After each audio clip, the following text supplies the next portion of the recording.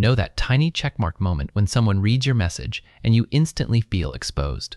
Now imagine choosing to turn that feature off on purpose. It's not random. Psychologically, it's not about the setting. It reveals what someone is trying to protect.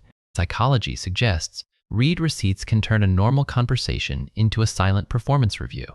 So when someone disables them, they're often reducing pressure, not increasing mystery. And the reasons are usually more subtle than people assume. First, they're protecting attention. If every scene creates an expectation to answer immediately, their brain starts treating messages like alarms. Turning receipts off is a small boundary that keeps their nervous system from living on standby. Second, they're avoiding forced timing. With receipts on, the other person can track the exact moment they became available.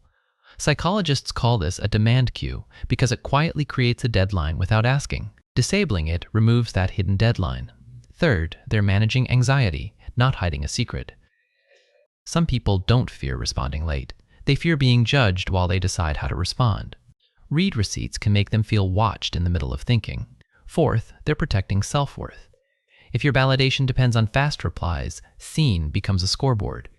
Research shows perceived responsiveness affects how valued we feel, even when nothing is actually wrong. So they remove the metric before it turns into a mood. Fifth, they're controlling the story.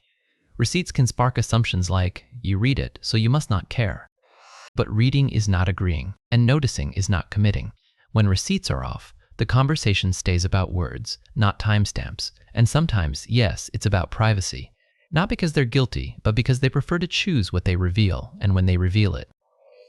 That preference can look cold from the outside, but it can feel calm from the inside. Here's the deeper part. They don't fear connection. They fear connection with constant surveillance. So if someone turns off read receipts, don't rush to label them as avoidant or secretly selfish. Consider that they might be building a communication style that is slower, steadier, and more intentional.